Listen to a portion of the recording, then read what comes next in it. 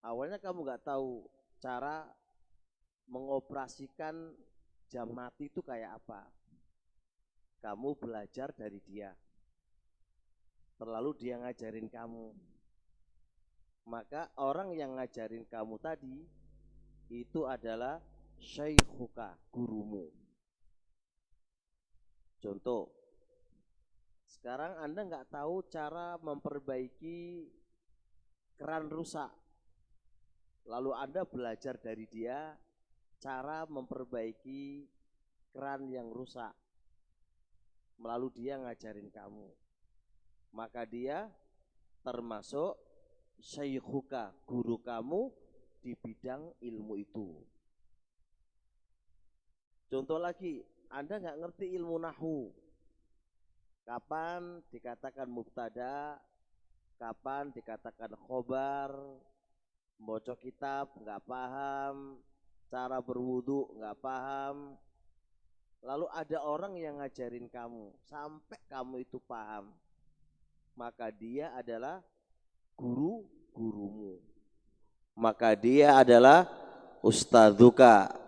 Maka dia adalah muallimuka. Tapi guru di bidang apa? Di bidang agama. Guru di bidang agama. Bisa difahami apa definisi guru? Jelas ya? Baik. Kita lihat cerita Al-Imam Syafi'i. Al-Imam Asy-Syafi'i pernah ro'a a'rabian. Syafi'i itu pernah melihat Arab Badui. Melihat Arab Badui. Coba lihat, melihat orang Arab Badui. Syafi'i itu belajar dari dia tentang anjing. Anjing itu ketika mau kencing gimana cirinya? Anjing kalau mau kencing itu gimana cirinya? Imam Syafi'i itu belajar dari dia untuk mengetahui anjing yang mau kencing itu gimana caranya, gimana kita tahu. Nah, dia belajar dari Arab Badui tadi. Imam Syafi'i menganggap dia itu gurunya. Menganggap dia itu gurunya, padahal hanya belajar apa? Anjing ketika mau kencing itu gimana tandanya. Itu aja sudah dianggap oleh Imam Syafi'i itu adalah gurunya. Siapa yang tahu? Gimana kalau kencing itu, anjing mau kencing itu gimana? Tahu nggak? Anda tahu? Kalau antum mau kencing tahu kan? Gimana kalau mau kencing? Kebelet kencing. Hah? Siapa yang kalau antum mau kebelet kencing gimana kalau antum? Biar kalau kebelet kencing itu, Hah? Enggak tahu gimana kalau kebelet kencing. Dia belajar dari Arabi yang tadi. Anjing kalau pengen kencing itu rafa'a rijlahu, mengangkat kakinya. Enggak tahu kaki yang mana, depan atau belakangnya. Ya, mengangkat kakinya. Kalau dia angkat kakinya itu berarti dia pengen kencing. Pengen kencing. Selama kakinya itu enggak diangkat, itu berarti dia enggak pengen kencing, enggak pengen kencing. Coba lihat, belajar urusan itu saja Imam Syafi'i menghargai dia, menghormati dia, mentakzim kepada dia, dan dia panggil hadza syaikhi, ini guruku. Hadza syaikhi, ini guruku. Padahal hanya belajar apa? Belajar apa? Cara mengetahui kapan anjing itu pengen kencing. Itu saja dihormati oleh Imam Syafi'i. Apalagi yang ngajarin kita ilmu nahwu, ilmu fikih, ilmu agama. ilmu yang lain. Coba lihat. Makanya berkah ilmunya Imam Syafi'i. Karena menghargai orang yang mengajarin dia, walaupun hanya urusan yang demikian itu. Nah kalau kita ingin berkah ilmu kita, ya harus kita hargai. Kayaknya saya nggak lihat Dzulkifli ini kemana ini? Kemana Dzulkiflinya? Di kamar. Mana Dzulkiflinya? Siapa itu? Siapa namanya itu? Nah itu Dzulkifli. Ya haluk. Khair insyaallah. Baik, terus cerita lagi. Ada dalam kitab Dzailut Tabaqat Ibnu Rajab juz 1 halaman 28. Ibnu Mangda rahimallahu taala, Ibnu Mangda rahimallahu taala, qila lahu dikhabarkan kepada Ibnu Mangda, dikhabarkan kepada Ibnu Mangda sebuah khobar. Khobar tentang apa? Tentang ucapan Syu'bah Ibnul Hajjaj. Ucapan Syu'bah. Ucapan Syu'bah. Perhatikan ya, Ibnu Mangda dikhabarkan atau diceritakan kepada Ibnu Mangda ucapan Syu'bah. Ucapan siapa tadi? Syu'bah. Apa ucapannya Syu'bah? Lihat. Man katabtu anhu hadisan fa ana lahu abdun. Lihat itu. Man katabtu anhu hadisan fa ana lahu abdun. Barang siapa yang saya pernah menulis dari dia suatu hadis. Satu hadis maksud itu. Saya pernah menulis hadis dari dia. Fa'ana maka saya lahu untuk guru saya yang saya menulis satu hadis, saya itu anggap diri saya adalah budaknya dia. Masya Allah. Itu baru menulis satu hadis saja dari gurunya, menulis satu hadis dari dia, itu saja Syu'bah menganggap dirinya itu adalah budaknya dia. Tahu bagaimana budak dengan tuannya? Budak itu harus hormat sama tuannya, patuh sama tuannya, disuruh kemana patuh. Namanya budak sama tuannya. Budak sama tuannya. Jadi Syu'bah itu berarti muridnya dia. Murid apa? Hanya mengambil, menulis satu hadis. Menulis toh, bukan mendapatkan syarah penjelasan, enggak. Hanya menulis satu hadis dari dia toh. Menulis toh, dia dapat hadis dari dia. Itu saja Syu'bah menganggap dirinya itu menjadi budaknya dia. Bagaimana dengan guru-guru kita yang ngajarin dari nol jadi pinter, dari nggak bisa membaca menjadi bisa membaca, ya itu jelas lebih daripada budak. Wong satu hadis saja itu menganggap dirinya itu budaknya dia, apalagi kalau dapat ilmu yang banyak dari dia. Makanya ilmunya Syu'bah itu berkah karena dia benar-benar menghargai gurunya, menghargai orang yang dia ambil ilmu itu dari dia. Nah,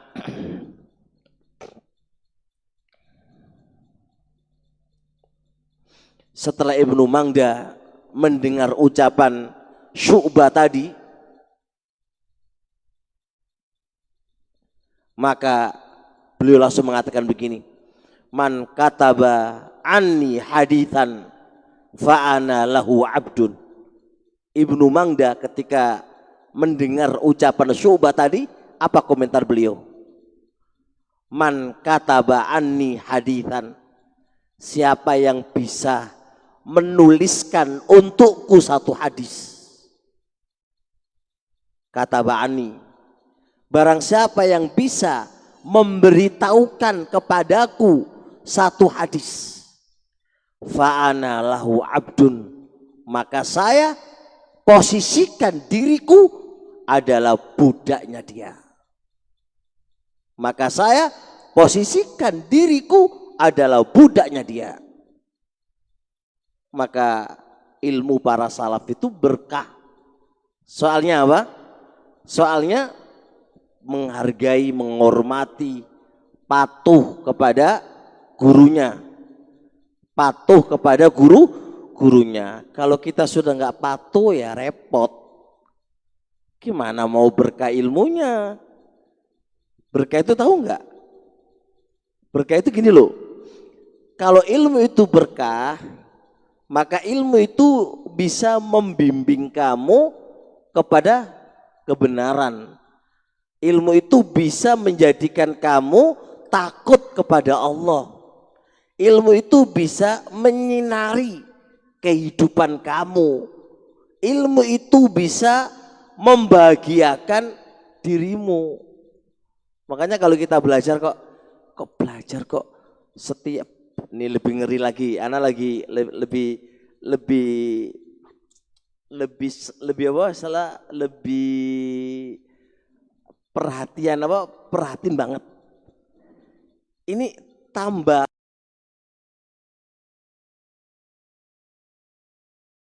kok tambah keblinger, gitu kan? Sudah belajar setahun, 2 tahun, 3 tahun, 4 tahun. Kok 4 tahun atau 5 tahun kok nggak bisa menjadikan ilmu yang dia pelajari tadi menjadi takut kepada Allah Subhanahu wa taala. Berarti ilmu itu kan nggak berkah. Di pondok Masya Allah jadi anak soleh lah dan solihah. Bar keluar dari pondok Masya Allah, kalau di pondok yang perempuan berukutan cadaran, keluar dari pondok la cadaran wala berukutan, wajahnya dipamerkan di TikTok atau di TokTok atau TikTok ya, di TokTok, di TikTok atau di Facebook. Ya Robbi, ini belajar macam kayak apa kayak gini ini? Terus mana belajarnya ini, mana ilmunya mana? Jangan-jangan ilmunya tadi nggak berkah. Kenapa nggak berkah? Coba dievaluasi. Jangan-jangan kita ini nggak menghargai dan nggak menghormati guru-guru yang ngajarin kita, nggak mentakzim, memperhatikan, mengagungkan, mengijlal guru-guru yang mengajarin kita, sehingga ilmu yang diberikan oleh guru itu tidak bermanfaat untuk diri kita. Yang laki-laki kalau di pondok soleh ya, Masya Allah ya, soleh Masya Allah. Kalau di luar pondok ngapain? Ngapain? Di kamar. Ngapain di kamar? Murojaah, bukan di kamar ngapain? Murojaah, Masya Allah, murojaah, Masya Allah, sampai semalam suntuk gak tidur, murojaah, Masya Allah. Murojaah apa? Quran nggak murojaah, Quran, murojaah hadis, murojaah pelajaran, sampai semalam suntuk, Masya Allah, soleh, begitu dong harusnya kan? Ya enggak? Iya, itu baru ilmu yang bermanfaat. Tapi kalau yang dilihat itu selainnya enggak. Tapi insya Allah antum enggak lah, gitu kan ya. Antum anak soleh kan, di pondok atau di luar pondok, insya Allah kan gitu. Iyalah, jelas insya Allah. Coba lihat. belajar dulu, belajar. Bagaimana ilmu salaf itu kok, ilmu salaf itu nggak kayak kita belajarnya. Ilmu salaf itu sedikit mereka belajar, tapi amalannya luar biasa mereka. Nggak kok kita belajar itu kayak sehari berapa pelajaran itu? 8 pelajaran. Mana ada salaf dulu belajar kayak gitu? Belajar 1, 2. Tapi Masya Allah 1, 2 itu berkah, melekat, apal. Kita ini 8 pelajaran, 10 pelajaran. Masuk telinga kanan, keluar telinga kiri. Tapi antum enggak ya? Masuk telinga, nyentel, kecantel di tengah-tengah langsung apal gitu ya. Alhamdulillah lah kan gitu. Itu Masya Allah, yang penting berkahnya itu loh ya kawan. Kita belajar itu tujuannya sih, kita belajar itu apa sih tujuannya? Ini harus dipahami dulu. Kita belajar ini apa tujuannya? Apa tujuannya kita belajar? Hah? Apa tujuannya kita belajar? Cari titel, cari pinter, supaya dapat gelar, atau kita belajar itu supaya lebih takut kepada Allah, atau apa? Ya kan? Lebih takut kepada Allah atau apa? Ini coba lihat. Coba kita evaluasi lagi. Ini baru datang pulang kan, mikir ayo. Aku datang ke pondok itu ngapain? Ngapain? Lebih mendekatkan diri Anda kepada Allah supaya lebih takut kepada Allah atau apa? Ini yang harus diperhatikan. Baik, terusnya poin kedua,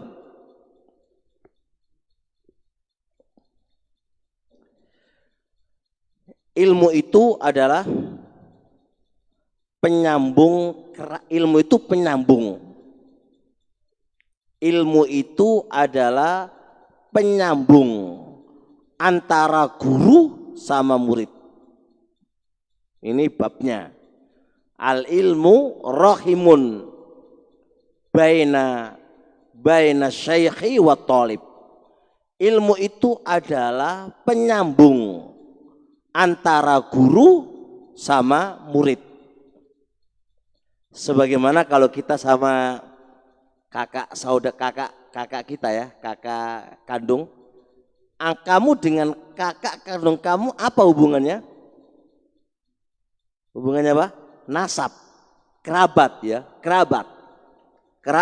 Kerabat. Kita dengan paman, dengan kakek, dengan adik, dengan bapak, dengan ibu, apa hubungannya? Nasab. Nasab itu yang menghubungkan antara kamu dengan bapak, antara kamu dengan ibu, antara kamu dengan adik, antara kamu dengan bibi. Itu nasab. Hari raya kemarin silaturahim enggak ke mereka? Kenapa Anda silaturahim? Karena Anda paham, antum punya hubungan kan? Ya enggak? Punya hubungan. Anda paham, Anda punya hubungan. Makanya Anda silaturahim. Ilmu itu adalah penghubung antara kamu dengan guru kamu. Kamu kemarin silaturahim ke guru kamu? Hah? Enggak kan? Nah kan, enggak kan? Halal bihalal ya. Saya condong silaturahim setelah hari raya itu bukan bid'ah, dan itu perkara boleh dan dianjurkan. Setelah saya melihat beberapa hal yang mendorong untuk saya mengatakan itu boleh, nggak ada masalah.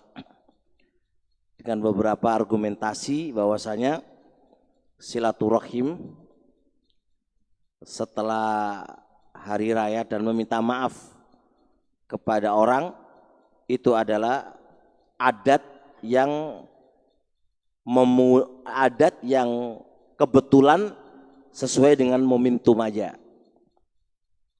Kita nggak menganggap sebuah ta'abudiyah murni, tapi itu adalah momentum yang pas dari beberapa sisi-sisi. Yang pertama, di Ramadan itu kan Allah sudah memberi pengampunan pelebur dosa. antara dirinya dia dengan Allah. Ini dilebur di Ramadan dengan dosa-dosanya. Tapi Anda masih susah. Gimana Anda mau melebur dosa kamu dengan makhluk kalau nggak minta maaf setelah itu? Maka momentum bagus banget, bisa antara dileburkan dosa Anda antara kamu dengan Allah dan apa, dan dimaafkan antara kamu dengan makhluk. Cuma kita nggak mengikat itu sebuah ta'budiyah makhluk, bukan, tapi adalah sebuah munasabah yang pas, munasabah yang cocok.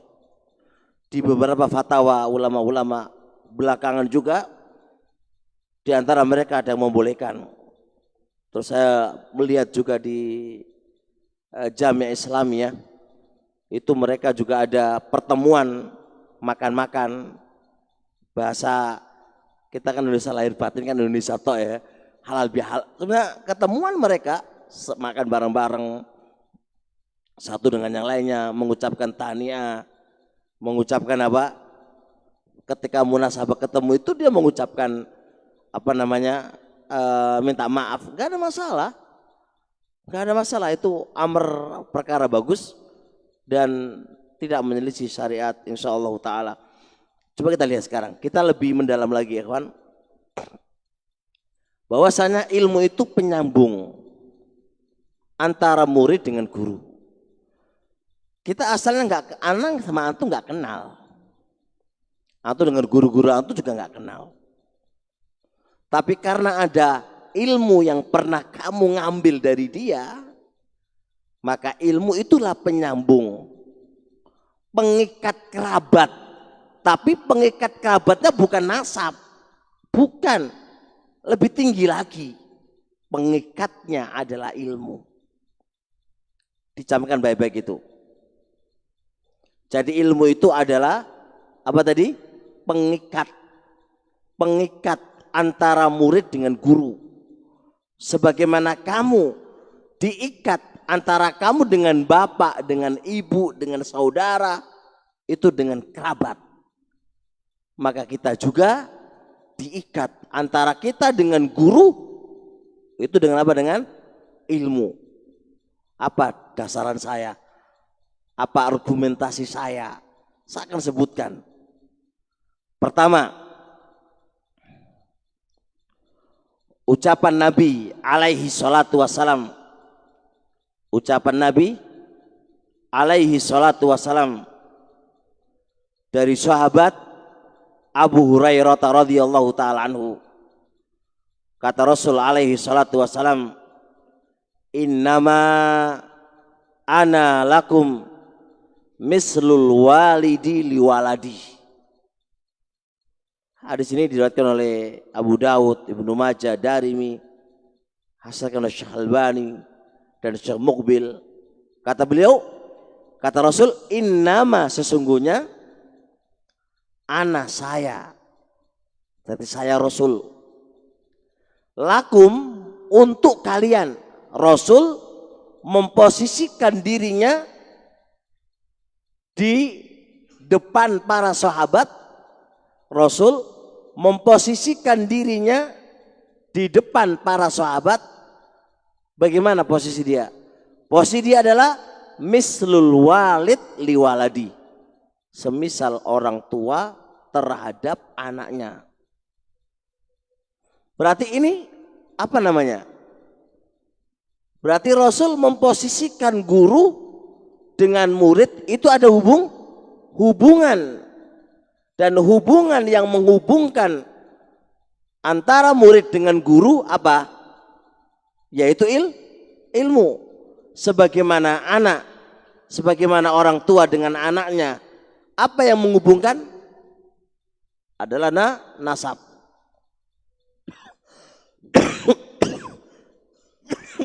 adalah nasab. Adalah nasab. Ini Rasul yang menghubungkan antara guru dengan murid. Itu hubungannya ilmu, teman-teman semuanya.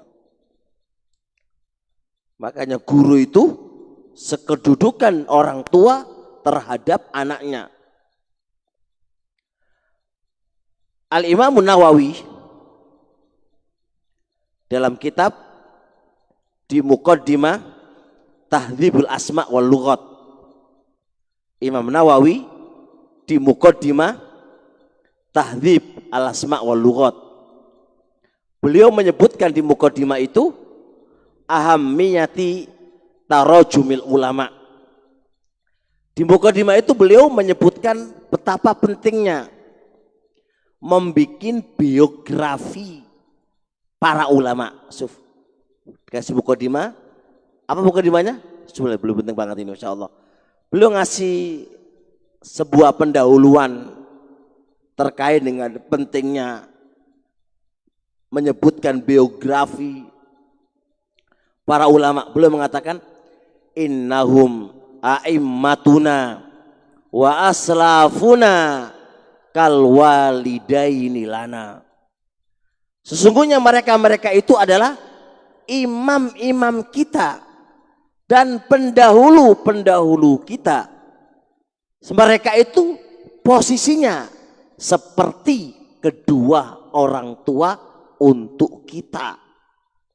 Lihat, Imam Nawawi memposisikan ulama-ulama, para imam-imam, para pendahulu-pendahulu mereka dalam babul ilmi itu diposisikan oleh Imam Nawawi seperti posisi mereka itu kedua orang tua kita.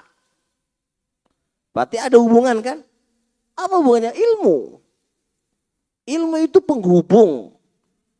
Namanya penghubung itu kayak kerabat, hormati. Sebagaimana kita menghormati orang tua, menghormati guru-guru kita. Mentakzim guru-guru kita. Tambah lagi, Al-Imam An-Nawawi di kitab Majmu', ketika beliau menyebutkan biografi Ibnu Suraij, apa kata Nawawi? Imam Nawawi ketika menyebutkan Ibnu Suraij, apa kata beliau? Huwa ahadu ajdadina fi silsilatil faqhi. Ibnu Jurayj itu salah satu kakek kami, padahal nggak ada hubungan nasab.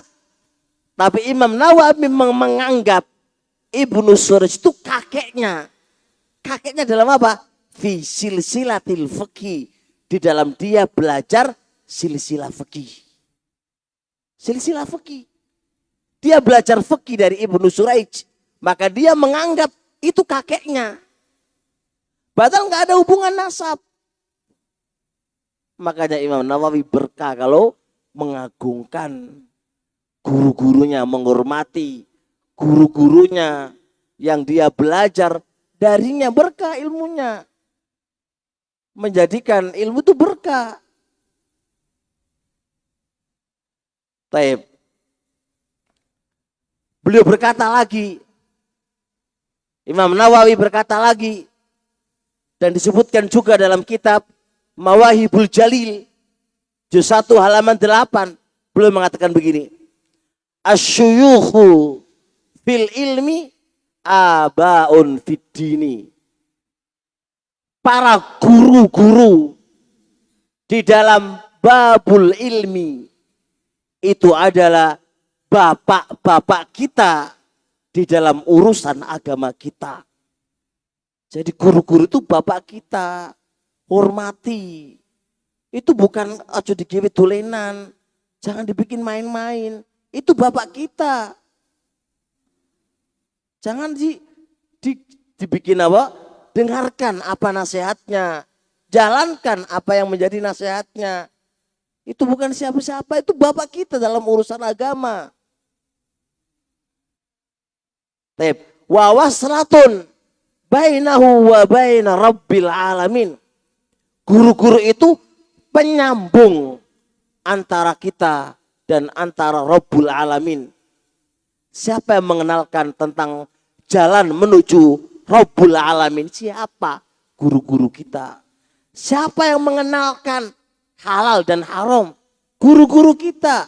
Siapa yang mengajarin kita sholat dengan benar, wudhu dengan benar, puasa dengan benar. Siapa? Guru-guru kita. Guru-guru itu penyambung antara kita dengan Allah Subhanahu wa taala. Jalan yang bisa menuju kepada Allah itu melalui siapa? Guru-guru kita. Masya Allah. Bagaimana? Fakaifa la yakbuhu jahlul angsabi. Ketika kita bodoh tentang nasab, Anda pasti dibilang jelek. Ya apa enggak? Ya apa enggak? Masa kayak ente enggak ngerti kakek ente? Masa ente enggak ngerti bapak ente? Masa ente enggak ngerti kakak ente? Sekarang Anda tanya, Mas, tahu nama bapakmu, Mas? Enggak, Ustadz. Lu bapak nih dewe lu. Bapaknya sendiri kok enggak tahu. Antum itu anak macam apa kan gitu kan? Ya enggak? Pasti begitu, jelek banget. Masa enggak tahu bapaknya, masa enggak tahu ibunya? Ibu kamu namanya siapa? Jelek banget itu. Loh, itu saja dianggap jelek. Kalau kita nggak ngerti nasab kita, lebih jelek lagi. Lebih jelek lagi. Kalau kita tidak ngerti tentang guru-guru kita. Lebih jelek lagi. Anda nggak ngerti martabanya guru-guru kita. Kedudukan guru-guru kita. Itu lebih jelek lagi. Kok bisa? Akan disebutkan oleh beberapa ulama yang akan kita sebutkan insya Allah. Jadi barakallahu fikum ikhwan, kalau kita nggak ngerti tentang nasab kita itu dianggap bodoh, maka lebih bodoh lagi, lebih jelek lagi. Kalau kita nggak ngerti tentang hubungan kita dengan guru-guru kita.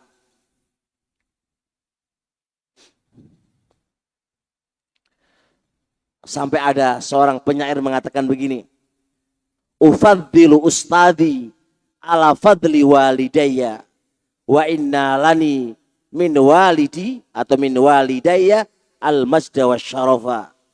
Saya lebih utamakan guruku ketimbang keutamaan kedua orang tuaku. Saya lebih mengutamakan keutamaan kedua. Aku lebih mengutamakan guruku ketimbang keutamaan kedua orang tuaku. Walaupun aku mendapatkan dari kedua orang tuaku berupa kemuliaan dan berupa kehormatan. Dia dapat dari orang tuanya kehormatan. Ini apalagi orang tuanya nggak memberikan kehormatan sama sekali ya gitu kan. Ini orang tuanya memberikan kehormatan dan kemuliaan. Seorang penyair ini lebih mendahulukan hak gurunya ketimbang kedua orang tuanya. Kenapa coba? Fahada murabbi ar-ruha war-ruhu jauharun. Karena guru itu mendidik terhadap ruhku. Mendidik ruhku. Dan ruh itu adalah jauhar. Sesuatu organ yang paling penting dalam tubuh kita. Badan kita kalau nggak ada ruh itu pasti mati. Guru itu membimbing ruh kita. Guru itu membimbing ruh kita. Ruh itu kalau nggak ada di badan itu mati badannya. Artinya badan ini kalau nggak terdidik dengan agama, percuma Anda hidup. Walaupun Anda itu punya ruh, tapi Anda rusak agama Anda. Percuma. Itu kan maknanya begitu. Jadi guru itu ikhwan, berarti kan cermati dengan baik-baik. Supaya ilmu itu berkah. Supaya kita itu mendapatkan keberkahan selama ini kita belajar. Selama kita belajar. Biar ilmu itu bisa menuntun kita menuju jalan yang lurus. Menjadikan kita lebih takut kepada Allah Subhanahu wa taala. Manakala Anda benar-benar menghormati guru-guru Anda. Hormati guru-guru Anda. Bahkan penyair ini lebih menghormati gurunya ketimbang kedua orang tuanya. Kenapa? Karena gurunya itu mentarbiyah, mendidik dia, ruhnya, inti daripada badan seseorang. Wadhaka, sedangkan bapaknya murabbil jasad, murabbil jisma, hanya membesarkan badan kita, sedangkan badan itu sesuatu yang bisa musnah. Bapak kita itu hanya membesarkan kita saja. Ya enggak? Kita besar dari bapak kita, iya. Tapi apa faedah badan tanpa ruh? Apa faedah kegantengan wajah kita tapi tanpa ruh? Sama aja, tetap jadi bangkai. Tetap jadi bangkai. Maka yang paling utama adalah apa? Ruh kita. Ruh kita. Awal mula keberkahan itu ya kan. Awal mula kalau kita pengen berkah, awal mula ini kita benar-benar harus mengagungkan guru-guru kita. Ini awal. Kalau awal ini nggak ada pada diri kita, sudah. Wes awal ilmu itu nggak bakal bisa nyantol. Hanya keluar, masuk keluar, sudah nggak dapat apa-apa. Nggak dapat apa-apa. Masya Allah.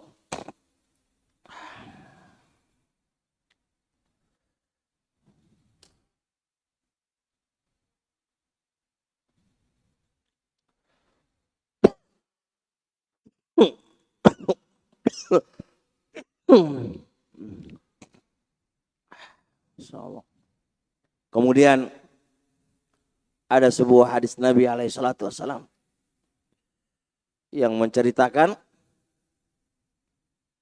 idza matal insanu in qata'a amaluhu illa min thalathin. Apabila manusia itu mati, terputus semua amalannya. Illa min thalathin, kecuali tiga. Kecuali tiga. Tiga itu apa? Sodakotin jariyah. Sodako jariyah. Yang kedua, ilmin yung tafa'ubi, ilmu yang bisa diambil manfaat. Ketiga, waladin solihin yada'ula, anak soleh yang mendoakan kepada kedua orang tuanya. Perhatikan ya kan? La tajtami'u illa lil alimi idza saluhat niyatuhu. Tiga tadi itu nggak akan bisa terkumpul kecuali kepada seorang alim. Jadi orang alim itu, orang punya ilmu itu bisa mengumpulkan tiga yang tidak bisa terputus amalannya. Itu hanya terkumpul pada seorang alim. Kok bisa? Lihat. Fa ilmuhu sodakotun jariyatun lah. Ilmu yang diajarkan.